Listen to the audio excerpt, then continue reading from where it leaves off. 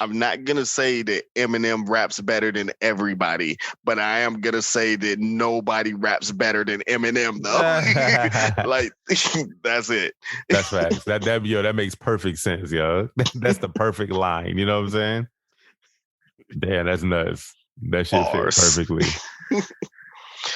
But yeah, well, I feel So like let me hear your favorite M line, but let me hear you spit it though. You know what I'm saying? Like, if you're a fan for real, you'll be able to finish like a whole, like maybe like 4 to 8 bars flawlessly with no mistakes. I feel like.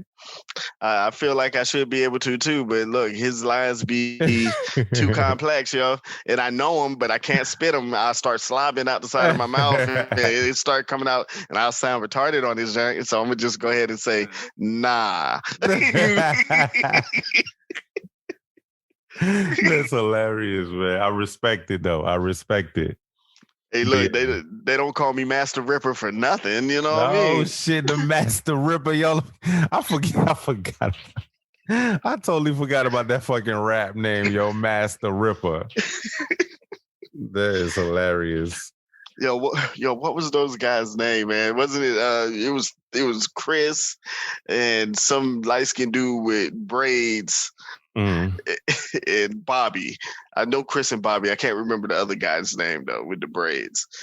They called me that name. I used to jump into their ciphers and be mad trash. Like, oh snap, Master Ripper coming through. I'm dead, cuz. That is funny as shit. They can say, hey, yo. But yeah, man, listen to the M album was like actually one of those like, and like I said, usually I don't resonate with his music because he's not speaking for me. But like just listening to it did make me want to like pull the pen out again, you know. And you don't get that inspiration anymore with these some of that, yeah, some of that, yeah. I don't get that. I don't get that inspiration at all with the new rappers. You know what I mean? Yeah. Like I always got to go back to like late 90s to like from like 95 to 2010 is my range. Like that's when I was when I cut that on, I really be in here like acting like I'm the rapper, you know? Ah man, yeah. Like my playlist is full of old shit, yo. And then like, every now and then an old head to drop some new fire. Like I think Lupe Fiasco's Drago's albums, I like those. Yeah. You know what I'm saying? Who else? Who else dropped some shit? Busta album was fire. Yo, Busta album was nuts. fire. It took me straight back to 1997, G. Like I was like, yo, I'll smack somebody right now. And it was woke too. That was a thing that was killing me. Like it was woke, it was empowering, and it was Busta. Like he didn't deviate from who he is at all, yo. Yo, the track that stands out to me the most, I can't remember the name of it, but it was the track about his baby mother keeping him from his son and making it real hard for him. And he had Shorty spitting the bars for that joint. Yeah. Yeah. Like that shit resonated heavy with me. I was like, yo, that's some real shit right there, yo. Like I know niggas to go through that shit all the time, yo. And she'll be pointing the finger at him, talking about he's trash. No, nigga, like you definitely stopped him from seeing his kid. Yeah, so that's even more fucked up. I liked how he made the shorty take accountability in the song, and then she was spitting like, yo. I was like, yo, that was fire. That was Rhapsody, right? That did that? Yeah. Yeah, she's dope. I think it was Rhapsody. Yeah, she's dope too. But yeah, so yeah, hip hop is not dead. You know, everybody used to say that all the time, especially when Soulja Boy came out and he was popping. And then when the Young Thugs and all of them came through, a lot of people kept screaming that. And it's not dead. It's just constantly evolving, right?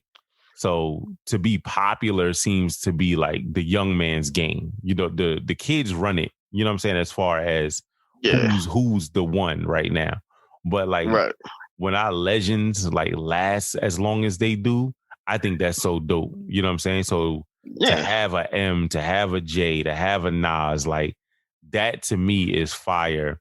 But I do want us to be more like rock and roll and hold our legends in high esteem and not want them beefing and not want them to fall off. It's like literally hip hop be waiting for somebody to fall off just so they can say, yo, that nigga fell off. And that is corny. You don't never hear no white boys talking about Aerosmith like that. You don't never hear nobody talking about Metallica like that. Them dudes be 100, like they be thousands of pounds, fat as hell, oozing out of their costumes, still rocking out, still giving up. You know what I'm saying? Like, bro, they damn vocal cords is ripped. They don't even sound like themselves no more, but they still be packing stadiums and shit. Why isn't it like not like that for us? You know what I'm saying? I don't get it. I don't know, because I feel like, you know what, and I think it might be something where, as a culture, once we hit a certain age, we stop doing the things we used to, like rap. Like my dad used to like Biggie Smalls and stuff like that. He don't listen to no music but Marvin Gaye and them now. Like he doesn't, like he stopped at a certain age and was like, nah, I ain't gonna try to keep up with this shit no more. Right. And so, and the new kids don't go back to listen, because guess what? 2019, 2020, 2021 hip hop is so different than 98 hip hop. They're not gonna go listen to some. They don't want to hear that shit. Yeah, you know, they're not gonna go listen to Noriega, Melvin Flint. You know what I'm saying? They're not gonna do NORE. They're not gonna do none of that shit. You know what I'm saying? No. So I think it's a different culture. Like Aerosmith, Metallica, all of those guys. Those people listen to them forever, and then they'll put their kids on to them too. And so guess what? You got a whole crowd full of 70, 80, 20, 30, 16-year-olds. Like you got a whole stadium full of people. Yeah, facts. And see, I think that's like, if I ever had kids, that's how I'm gonna be as a father. You know what I'm saying? Like I'm gonna put my kids on. My kids gonna be listening to fucking Method Man. And you know what I'm saying? Everything I grew up on, they gonna be listening to, because that's what they gonna hear in the house when I'm cleaning up. Just like when my mom's had me hearing Anita Baker, and I was a grown ass man, like, damn, how the fuck I know all the words of this song? You know what I'm saying? That's how. You know what I mean? So yeah, that's facts, man. Do you push Eminem on your kids? Every now and then, like so normally when I'm working, I have my Bluetooth on and I got one earbud in with Eminem or whatever I'm listening to. Yes, 90% of the time it is Eminem, but I do listen to other things. Okay, but and my Bluetooth would die. Yeah, of course. Like that's Black Eminem, nigga. Like that's it. But no, I'm joking. Hobson's his own thing. Like he's awesome though, so it's cool. But yeah, it'll die, and sometimes I'll just let it play out loud a little bit, unless it's too crazy. Then I cut it down. Like my son was eating some strawberries earlier today, and I had it on my phone, and he hopped up with a mouthful of strawberries, started dancing to some M. I was like, yeah, proudest moment of my life. He was like, Daddy, that was a dope song. I was like, boy, dope. That's cool. Like, you're 4 years old. That's nice. I already know what it is. Yeah, he's gonna be a special kid. He's already into gaming, so yeah, I'm gonna start teaching him how to play Street Fighter sometime soon. Get it in early, man. Definitely get it in early. Especially these kids are being millionaires off of these games now. So yeah, that's crazy. That's crazy. Random fire story though. So this, you know how most parents be like, yo, get off the game, do your homework, all of that shit. So this one mom, she, you know, my man, he did fine in school, but she was like putting the emphasis on his games. Like, oh, you like doing that? Then let's do it for real, right? So she started investing in him, you know what I'm saying? And getting him nice with gaming and all of that shit. And then my man became like a Fortnite god, you know what I'm saying? And literally made like millions of dollars playing for like a pro team and all of that. And now he's buying his mom's a house. And I'm like, yo, let that be a lesson to you parents that be hating on your blurs and your nerd kids, you know, thinking they wasting their life away. Like, them kids is good at something. You need to invest in what they good in and stop playing. You know what I'm saying? It's all it don't have to be video games. I'm just saying video game got a bad like stigma to it. But like, yo, anything them kids is interested in, you need to get on board, man. They might take you. They gotta take care of you at some point, right? Yeah. You gotta water those flowers, man. Like no matter what it is, like it could be gaming, like it could be art. Like what I hate is to see a kid with a talent that parents pulled them left because they just didn't want to support that. Right. Or like, they didn't believe in that talent. You know what I'm saying? Yeah. Like, yo, you gotta, if your kid has a passion for something, like support them until they don't. Like that's what it is. That's what I say. Yeah. That's what I say too. And I don't have no kids, but I'm just saying, if I had one, that's how I would be. If my kid is expressing interest or showing some talent in something, we going in there. We don't got to go crazy. We don't got to push them away from it like they did with me with basketball. I used to love basketball, but then they started making it seem like a job. And I was like, I don't want to play this shit no more. I'm good. I'm going to make it in life off of these grades, B. I'm good. Yeah. I don't know. But I'm going to support my kids' dreams, whatever they want to do. Mm-hmm. What if your son said he want to be a white rapper? I mean, he could be a rapper. He could specialize in wearing white clothes, I guess. Like, I don't know. What if he bleaches his skin and hair? What do you do then? First, I'm gonna be like, hey, man.